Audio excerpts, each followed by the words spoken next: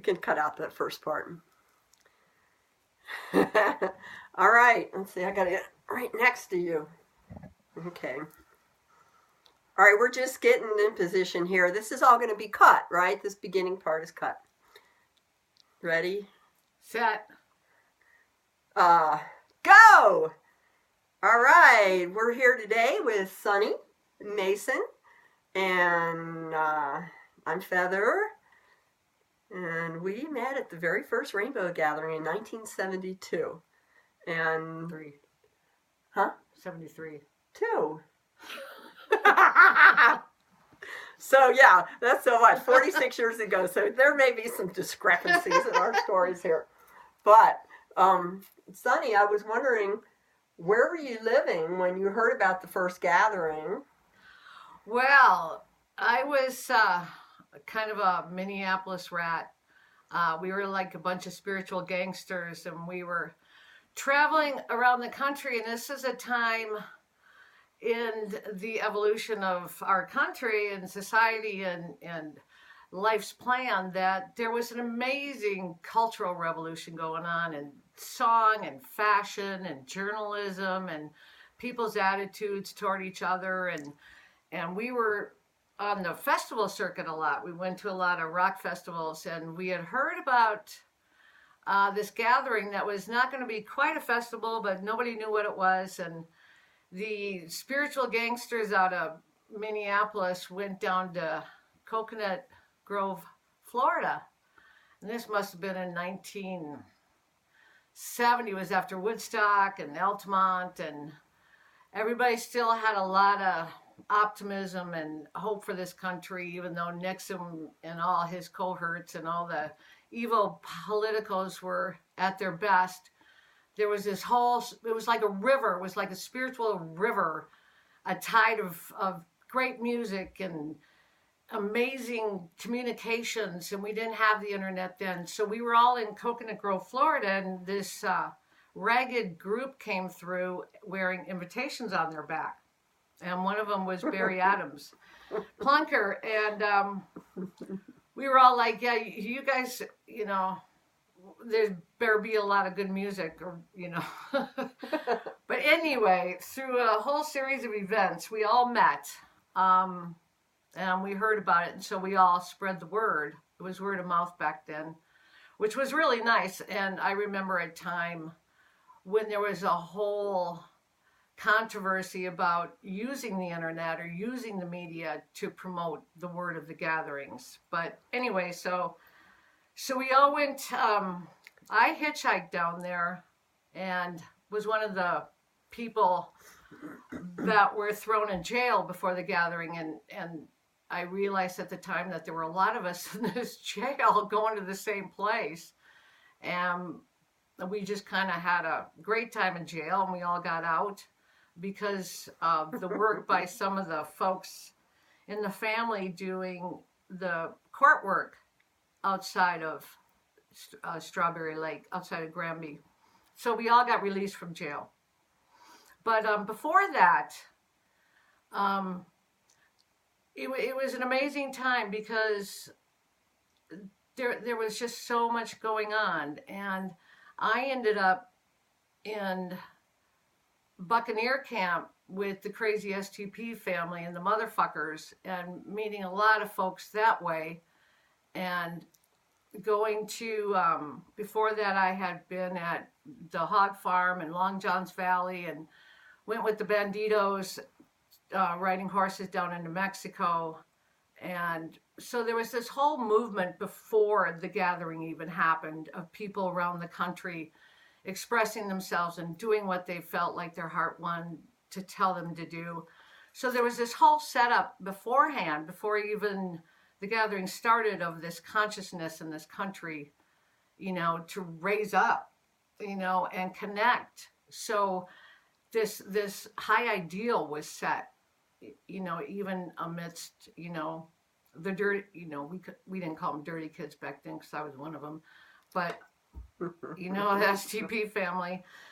So there was this whole ideal set about this rising tide of cultural revolutions. And I think it peaked in like 69 Woodstock. And I think that was the year that, it just, everything just peaked and clashed. And it was just like everybody's consciousness took a huge ascension, and so we all came as a tide on this river to the gathering, not knowing what to expect. And I really got into it because I was just thought it was such a free, evolving social experiment that I was so happy to be a part of, that I felt that I had found a lot of family, in this movement. And I had been to the Rainbow Farm before then, and so I had met a lot of these rowdy characters. And put it on pause for a minute. Yeah. Put it on pause for a minute. Oh. We'll just cut that. That'll just get cut out. So I'd met all these characters beforehand, and we all just fell in love with each other, and just kind of just like collapsed into each other and decided that, the world was ugly, Vietnam War was going on, and, there was a lot of dictatorships around the world, and a lot of people were being oppressed at that time, and we felt like we could actually do something. That was our intent, to do something.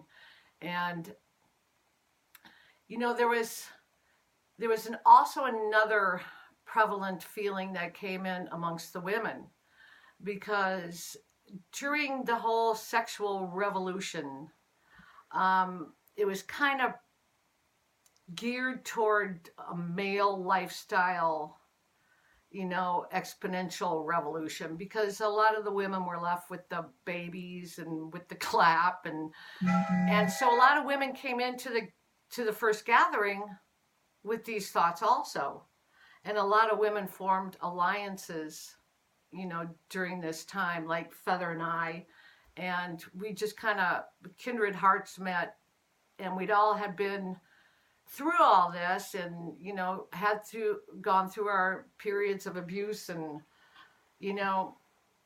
inconsequential moments as women.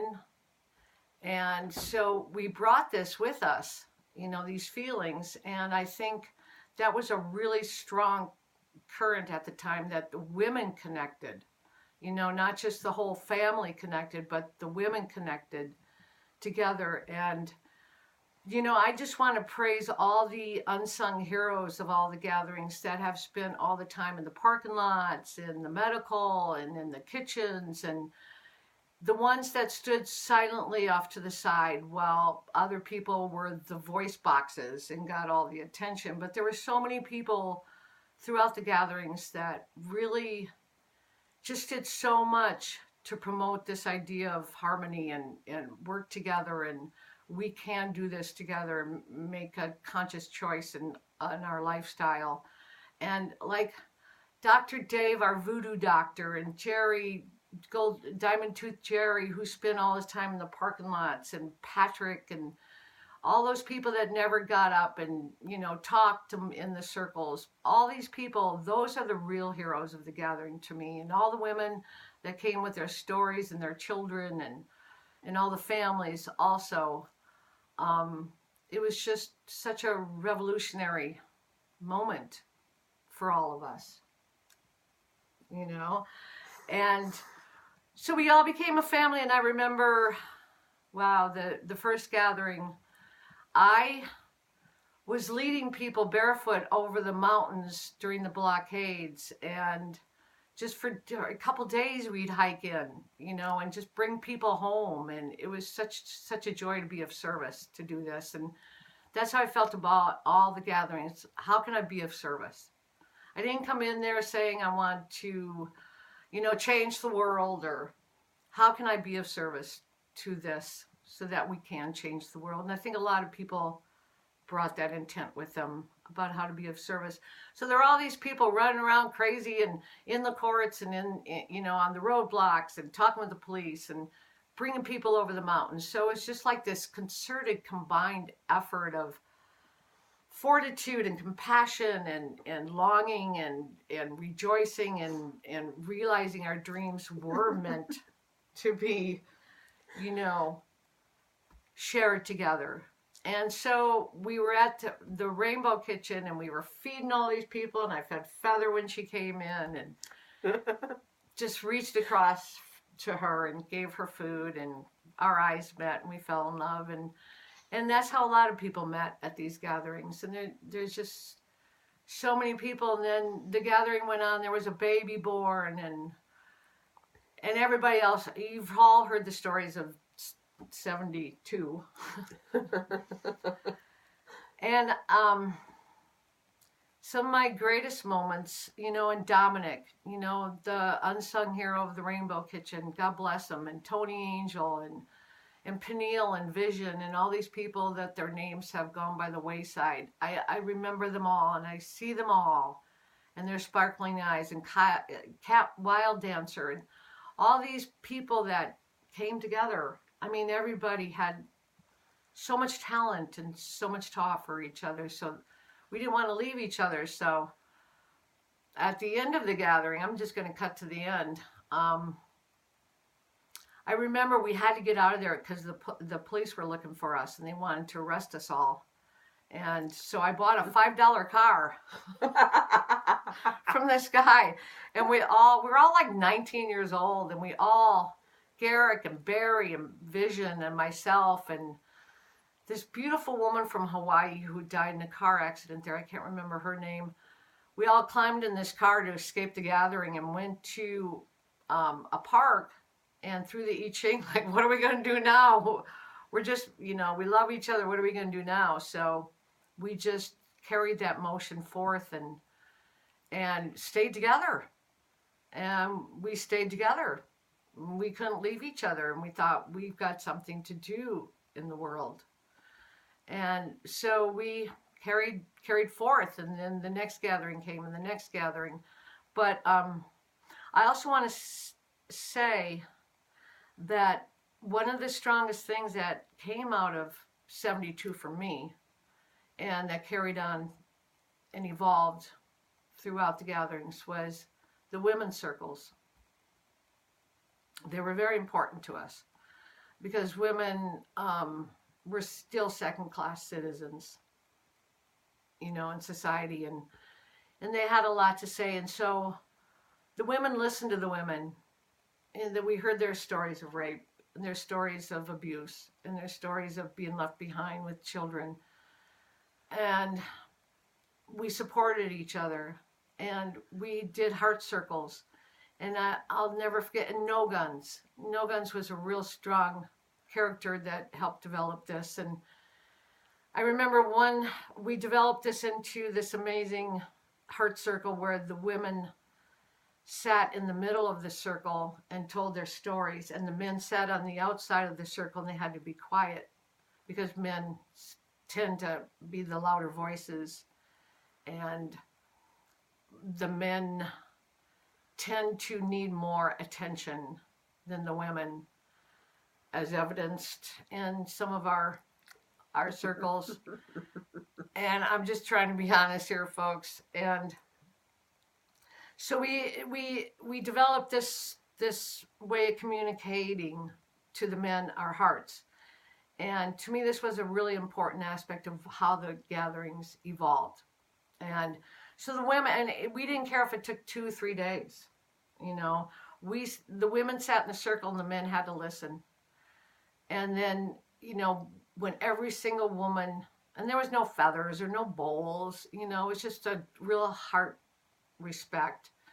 And so when the women were all done speaking, then the men entered the middle of the circle and the women sat on the outside of them, and they got to speak. And a lot of them were just didn't know what to say at that point. And they got to tell their stories about how they had been abusers. I mean, it touched them so much. And this, to me, was a real awakening for the gatherings. You know, it touched them so much that they started talking about how they had affected the women in their lives and how they wanted to change that after hearing the stories.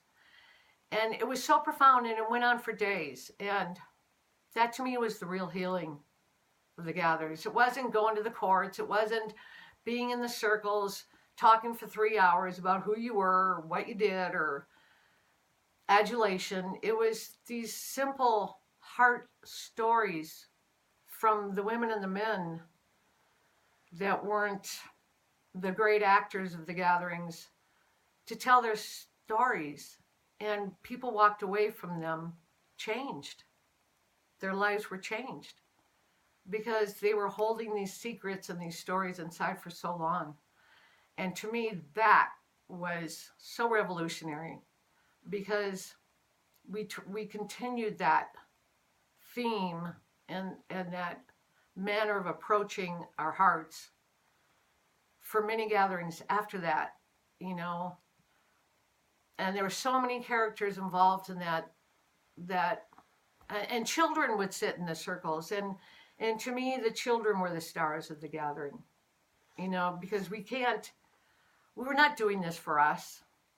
We shouldn't be doing this for us. We should be doing it for our children. We should be doing it for our grandchildren, for our great-grandchildren. This river of love and blessedness that we did feel. They're the ones that, you know, we always tried to say, this is what we're doing it for. This is what we need to do it for, you know. And so there were many of us that always involved the children. And, you know, I hate to say, you know, the men were off running around and being little stars, but the children were the stars. And the women that broke through their sorrow and their sadness and their past were the stars. The people that were parking the cars at 3 a.m. were the stars. The people that were healing people in their little tents in our calm tent were the stars. The people that were running to town getting supplies, they were the stars. They were the stars, and so we had a galaxy. We had a whole universe. You know, there was not just one shining star or 2 shining stars. There was a whole myriad. I mean, you could look, that's what was so important to me when I stood in circles. I could look out either within the circle or without the circle and see, it was like looking in the sky because I saw all the stars, you know, right there in front of me. And everybody, those times when everybody's heart was one, it was phenomenal. You couldn't put it into words, the feeling that you could get. And that's what carried people home. And that's what brought people back, you know, time and time again. And I just want to speak to all the stars that have never been spoken about before. Gosh, thank you for all your work. Thank you for everything you've done. Because this is still a rising river, you know. This is still a rising tide, and especially in these days, we need to remember these things. And I can go into detail about what happened at this gathering, what happened at that gathering, but the overall permeation of our being was that feeling of we can achieve something, and we can become a family within a family, and we can let our children shine. And wow, you want any more? You want specifics of the gatherings? I mean, I've got specifics. Babies. Babies. See, I'm back at the kids again. Babies. Women would come to the gathering, the families, not just women, their families would come to the gathering and say, we want to have our babies here. We'd be like, really? Don't know you. But you know, there were a small group of us women that delivered babies at the gatherings, and every one of them turned out to be perfect and beautiful and joyful. And Big Susan, you're a star. Maggie, you're a star. Names coming back to me. All the women that have had, all the families, all those babies born at the gatherings. I still hear from some of those babies to this day. you know, it's a continuation, it's a continuum. The vortex. It's just that lotus blossom of giving that